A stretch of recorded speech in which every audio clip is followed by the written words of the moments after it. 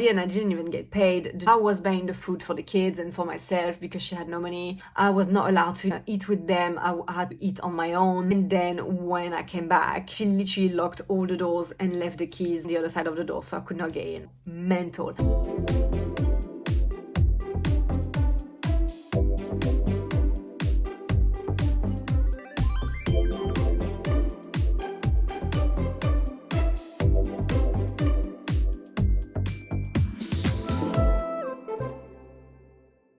Hello guys, welcome back to my channel, and if you are new here, warm welcome. If you don't know me, hi, I am Em from the Diary of Em, and I'm here on YouTube and social media just trying to break the misconception around the world of strippers and just educate people on that matter. So earlier this week I made a little poll on my Instagram story asking you if you wanted next story to be about my experience as an au pair in London or my experience in reality TV. And the Aupair story has won. Please, if you are not a subscriber, please make sure you subscribe. Leave me a little like, a little comment. You know that boosts the algorithm and it really helps me out. And it's free. Let's get into the video now. So let's start from the start. How did I become an au pair, like a nanny? Why did I move to London? So I was 18 years old. I was living in Marseille. I was meant to study, but then after 2 weeks at the university, I was like, I'm really not feeling like studying. This is not for me. I want to work. I want to make money. So I just gave out my CV everywhere, and Zara took me on board. I worked in Zara for like 6 months, I think, something like that. And after that, I didn't know what to do. I really wanted to do a photo shoot, and I asked a few girls around Marseille, like, do you know anyone, etc. And they were like, oh, this guy is quite cool. So we organized a photo shoot, and he was an English guy living in France for a long time. And we did the photo shoot, everything went fine. And then we just started talking. I was like, for how long you been living in France? And I was really amazed how he could speak English and French. And I said, oh my God, it's literally my dream to be able to speak the 2 languages, because my fantasy was to move to New York and be one of the Sex and the City characters. You know, I am from a small town in France, and always found it really boring. And I thought, oh my God, like, I really want this life. I want to move to New York. I want to be like Carrie from the Sex and the City and have this like crazy life. Obviously for that I need to speak English. He said, well, my sister is going back to live in England. Would you be interested? And she's looking for a nanny. Would you be interested to be her nanny? I didn't think twice. I didn't have a boyfriend back then. Like, my contract with Zara was done. I was 18 years old, so the world was my oyster. For you, no, let's just go. I didn't ask anything, which city, how much she was going to pay me, the condition, etc. I just said, yes, let's go. I added a woman on Facebook, and then I went. This is how I ended up in the United Kingdom, not London. I end up in Preston, which is further north from Manchester. I'm arriving in Manchester airport, and where she's picking me up. Bear in mind, I just exchanged a few messages with her. I was so not immature, but like not worried about anything, you know. Even my mom was like, but did you ask her a question? Where does she live? What does she do? Like, I was not worried at all. She could have been a crazy lady, but I didn't care. And she's picking me up, and we're heading to where she lives. If you want the full detailed story, please check out my autobiography, link on the banner, link in the description box, where you can read every single detail about my nanny story and much more. We're arriving at her house. She barely makes any food. She's making like cheese on toast, which was a bit weird to me, you know, from like a French person coming to England. You know, in France we eat quite like good food. I'm not saying that English food is not good, but like if you receive someone, I think it's a bit light, you know, to just give like cheese on toast. I thought in my head, like, what did I do? And then from that point, it just got messy, you know. Nothing was organized. She was not working. It was not like a set amount for me to be paid. So at the end, I didn't even get paid. The days were really long. It was raining all the time. We didn't have any activity plan. I really thought, like, what the hell am I doing here? I was buying the food for the kids and for myself because she had no money. She was like, I'll pay you next week. But like, it turns out that she never paid me. Which, when I think now, I'm like, it's crazy how people abuse their power when they use someone like quite young and naive and they don't have like much experience. It would be me now. I'd be like, are you crazy? You're not even paying me. But again, for me, it was like 10 years ago. I think now things are way more structured. People are way more aware of like what's going on. And like, I think people that are like 18, 20 now, they're much more aware of like a work environment, what they need to get paid, etc. I think 14 years ago, something like that, things were a bit more like, yeah, whatever, you know, oh, I've got a job, that's great, but I'm not asking any question.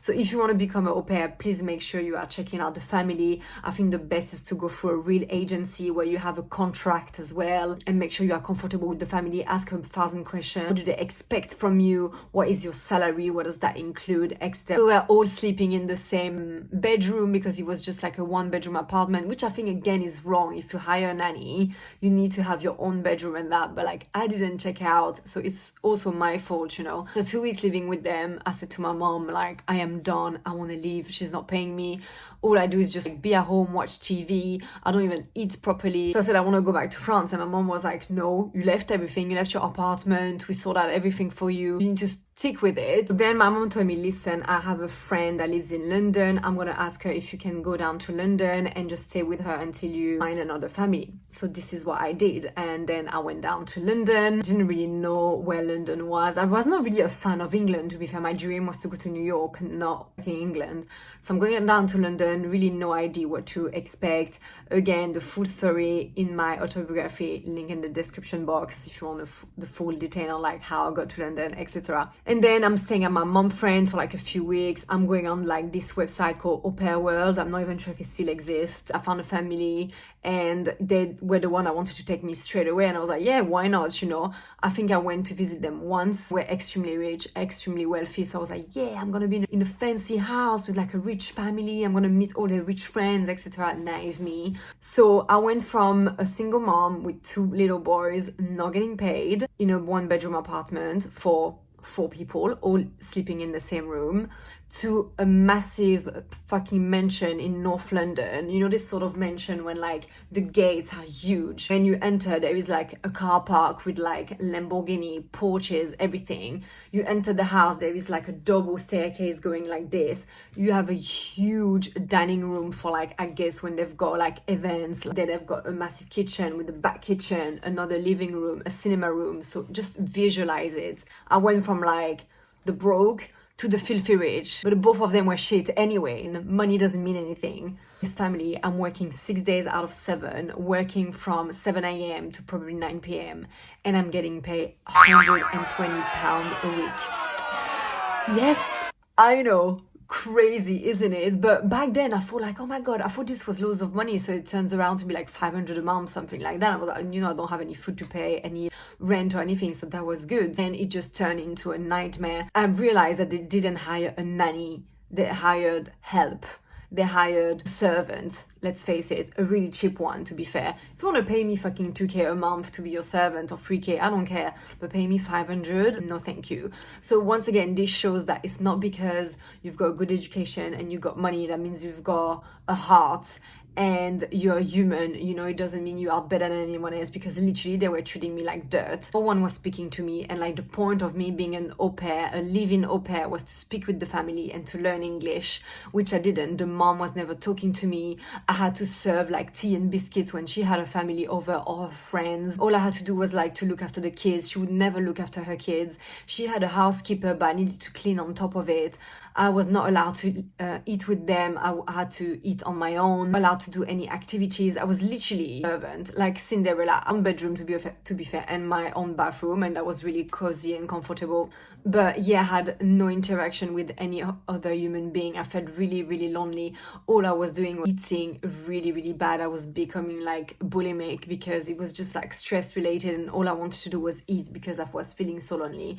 So I put on like 10 kg in maybe 3 weeks, 1 month. It was mad. I wanted to leave again. I can't be there. Like my English is not improving. I'm not making any friends. I don't have time to go out. I don't have time to socialize, to experience London. Never happy. Every time I was doing something, she was not happy. She was like, no, it's not that way. It's not this way, blah, blah, blah. So I decided to go on Aupair World again and find another family, which I found another family. And this time I found a middle class family. The mom was Polish. The dad was French, but originally from the Ivory Coast. So the kids were mixed. It was just like a normal house. It was in Wiltshire. So no, the area was a bit like ghetto, but I didn't mind. They were going to pay me £60 a week, which is half of it, but I felt really good when I went to visit them. I felt a good environment, a good energy. It was like a normal family. She was like, I want you to be part of the family. I'll cook for you. We can watch TV and that. And I was like, oh my God, from being a Cinderella to this, I was like, yeah, I'd rather get paid £60 a week, but feel like I'm part of a family and speaking to people and feel good and getting 120. Then I'm going back to my family. And okay, fair enough. I didn't warn her like a week in advance or anything like that. It was just like from one day to another, I said to her, I'm leaving. Bear in mind, she was paying me cash. There was no contract between us or anything like that. And when I told her that I was leaving, she literally told me, give me back the money for the week. And I was like, what? I was like, no, I worked. Like, this is my money. She was like, no, you are stealing from me. You didn't give me any notice. Now I'm in shit. And she started to argue with me, but obviously I could not really argue back because my English was shit. I was like, do you know what? I was like, I'm going to cancel my gym membership and then I'm just leaving. I went to cancel my gym membership. And then when I came back, she literally locked all the doors and left the keys on the other side of the door, so I could not get in. I know, mental. Again, people are like judging female like me, strippers. It shows that even people with money or with an education or whatever, they're not human and they're not educated themselves. And a degree and money doesn't buy you a pass of being a good person, if that makes sense. She locked me outside. I don't know what to do. I'm like, please open, please open. All my stuff was inside. She texted me. She was like, if you're not giving me back the money, I'll call the police and say you are stealing from me. Obviously, back then I was petrified. I thought, oh my God, I don't want to go to the prison, even though I didn't do anything wrong. But you know, it was not my country. I just came to this country. Didn't know like the laws and that. Now, if it was me now, I'd be like, yes, please call. You pay me cash. There is no contract. I'm working way more hours than I'm meant to. Please call them. You're going to get to prison. But obviously, I was really scared. So I was like, yes, it's fine. I'll give you back the money. So I'm ending up packing all my stuff, giving her back the money, being at the door with all my stuff with me, and just waiting on the street. I had no money. I didn't know what to do because I was not meant to go to my family yet, to my new family. So I'm waiting and I'm texting the mom. I'm like, I'm so sorry. Can I come one day earlier because she kicked me out, blah, blah, blah. And she was like, yeah, sure, it's fine. So they picked me up, started with my new family, and I stayed with them for like 6 months, and it was so much better. I was part of the family. The mom was cooking like amazing food every day. I really bonded with the kids, but then it just became too much because when people start to be comfortable with you, they just take you for granted. And I was more like a family member than an employee. So, you know, I didn't really have set hours. They pay me £60 a week, and sometimes I had to babysit. They were not paying me extra. So at some point I was like, I had enough. And I was like, it's time to have a real job, a real social life, you know, hang out with people that are like my age. And this is when I was like, I'm sorry, but I'm leaving. And then after that, my life in London carried on. But so this was my experience as an au pair. It was not a really good experience, to be fair. I did 3 families in the space of not even a year, like 9 months, not even like 8 months, something like that.